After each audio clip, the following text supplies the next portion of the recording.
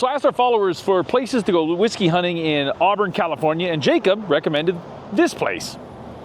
This is Foothill Market in Auburn, California. Let's go see what they got. So these smaller liquor stores can be real jackpots sometimes. So we're gonna see if maybe this is one of those places or if they got nothing.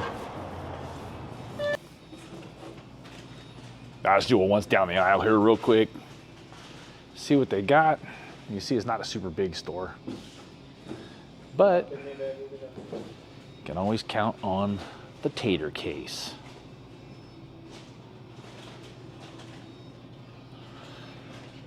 Got the old Blood Oath, but that is a 7. One of the things about these little liquor stores is sometimes they will have things that will linger, like this Blood Oath 7 here.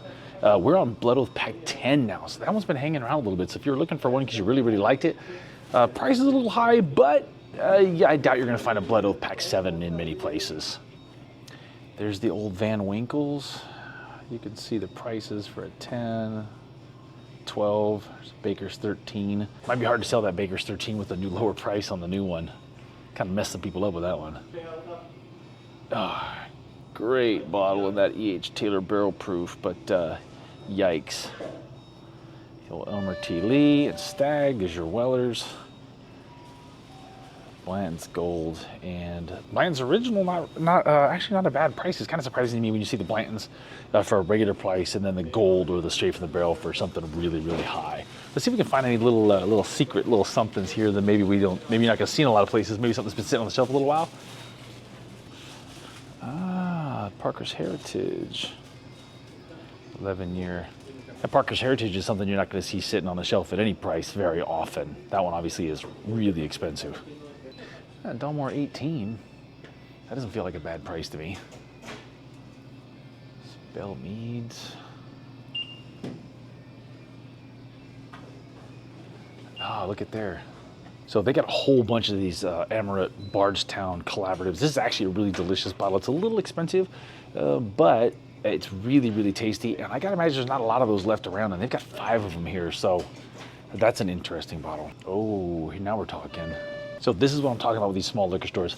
Discovery 11 is pretty much non-existent down in town where you're normally looking around. They've pretty much all sold out. This store has 4, and at 169 bucks, it's not crazy. So if you're looking for a Bardstown 11 and you're near Auburn, there's an old Maker's Mark, an FAE 01. Not one of my favorites, but interesting they're still sitting here. Oh, there's an E.H. Taylor small batch. I guess if you don't want the tube, it's cheap.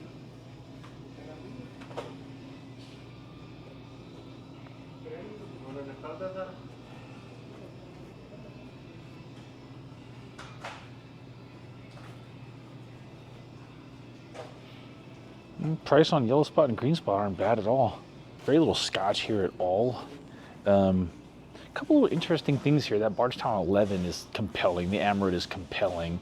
This is actually kind of a small, I guess it's actually kind of a small store. So here's what we'll do. We're gonna go down the street to another liquor store and keep this video going and see if maybe also right down the street here in Auburn, if maybe they've got anything interesting. We'll smash this bad boy into one long video. How's that? Right before I walked out, I thought to go over and check out the tequila section, and very interestingly, they got a couple of bottles of Fortaleza Blanco for 69 or 79 bucks. So there's something I haven't seen in a bigger liquor store in quite some time, and they got a couple of them here. So, God, I guess I better look a little closer. On to the next store. All right, well, in a first, we're gonna hit 2 stores in one video because that last store, even though there was a couple little cool things in there, it was really, really small. So, all right, well, in another first, we got kicked out of the store. They don't want us to film. I'm not sure why anybody would not want you to talk about their liquor store and what's available at their liquor store, but apparently this place in Auburn doesn't want us to do that. So I couldn't tell you if they got anything good or not. I guess they're just gonna pass. Okay, whatever, on to the next. All right, so in an unexpected twist, I don't really feel like getting into an argument with another liquor store owner, so we're going to check out your reliable BevMo. But I've never been to this BevMo, so it's gonna be new to me. It's also a smaller town. Who knows what might happen, but I don't know if you guys know this about me, but I don't really like unfriendly people. Makes me feel mean and aggressive, and I don't want to feel mean and aggressive. I want to have fun and liquor hunt, so we're gonna go check out BevMo. So right off the bat, the music is more cheerful. It's great in here. I'm instantly lifted up. Let's see what BevMo's got. I love the glass case. Oh, there you go. Night on Earth, The Journey. Also got an Amber Meadow and an Intense Arabica. Might have to look at that Intense Arabica. Those aren't really around anymore, and I think that's the only one we're missing. Glenlivet 18 is still one of my favorites. It has gone up a lot in the last couple years, though.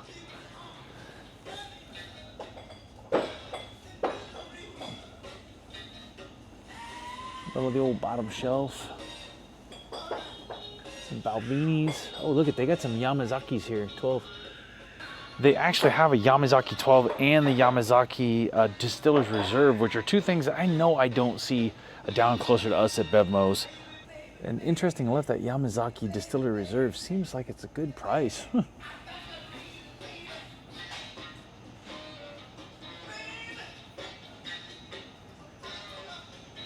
Here's a question I want to pose to everybody.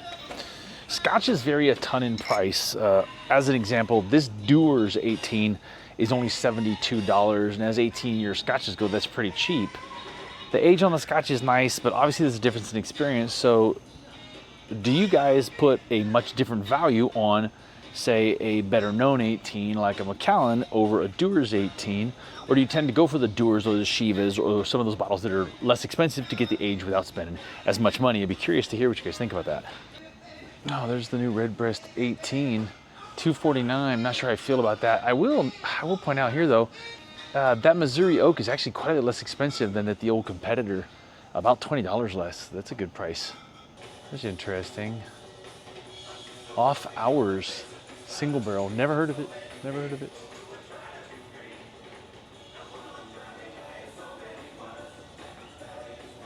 Some Penelope. There's the old Bullet 12-year rye.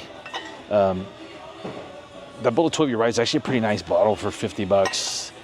Nice sweet malty rye notes. Looky there. The whole bunch of these on the shelf right now at $69. Jack Daniel's Barrel Proof Rye, single barrels. This is a 130.2 proof. That's actually probably a really good bottle and a hell of a value for what that's gonna taste like. These are delicious. Well, Bardstown Origin. There's the old Most Bourbony Bourbon, the Heaven Hill 7-year. I love that bottle.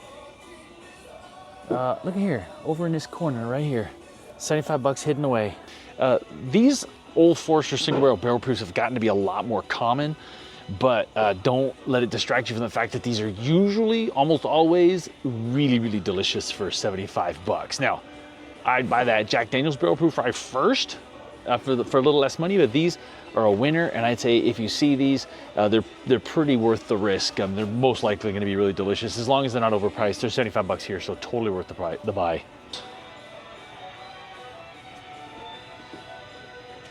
There's a Green River single barrel. So Green River single barrel full proof, 110 proof for $59. I haven't had that yet, but that sounds interesting.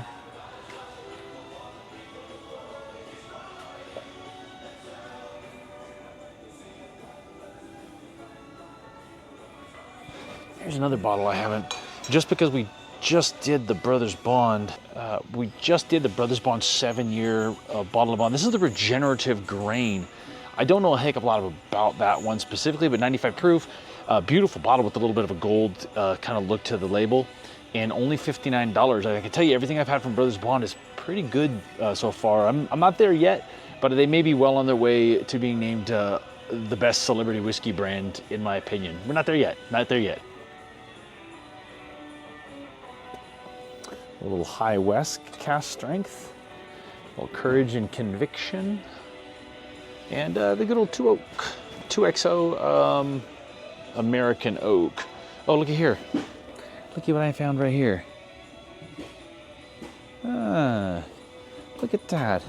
A reason why you got to keep your eyeballs peeled. This is down here on the second to the bottom shelf with the wild turkey stuff. It is the 70th anniversary. They've got 3 bottles left. So if you see this video, I don't know, I might have shot this a week ago, but they still got some of the wild turkey Jimmy Russell 70th anniversary. This is a really delicious bottle, and at 59 bucks, it's kind of a no-brainer if you see it. A lot more than the 101, but really, really delicious too. A little glass case action. A Driftless Glen. And there's the Wild Turkey Kentucky Spirit. Those single barrels can be really good. Oh, look at this. So there's a Four Roses single barrel, a Knob Creek 12. We might have to pick that up. 65 bucks for Knob Creek 12. The new Barrel Ice Wine Finish, 89.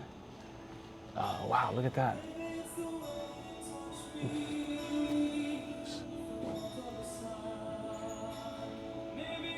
So this store is actually turning out to be a bit of a sweet spot. They've actually also got, they've got the Midwinter Nights Dram Act 12 sitting in the case right here, right next to Joseph Magnus, but don't know if you can see that or not. Well, you can't.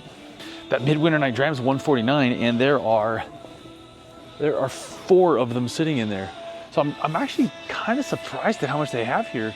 I'm glad we stopped in here to check it out. Pretty freaking good. And with BevMo, like Total Wine, all the prices are going to be suggested retail price or close. So they're always going to be really good, and the prices here are no exception. They're actually quite good. Whoever's ordering for this store is doing a good job. Maybe I shouldn't talk about this one. This might be a place I need to come up and check on a regular basis. What in the actual, can we just stop? I mean, I don't. All right, so I don't usually show myself buying anything when I do these hunting videos, but today we're gonna do that. First of all, Mrs. Whiskeybonded got the giant Wild Turkey 101, the 175, but it was cheap, right? Was it $45?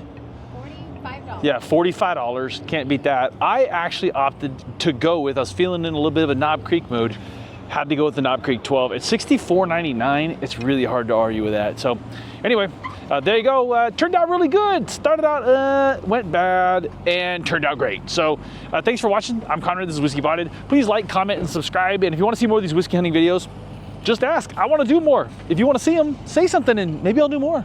But successful day, successful day.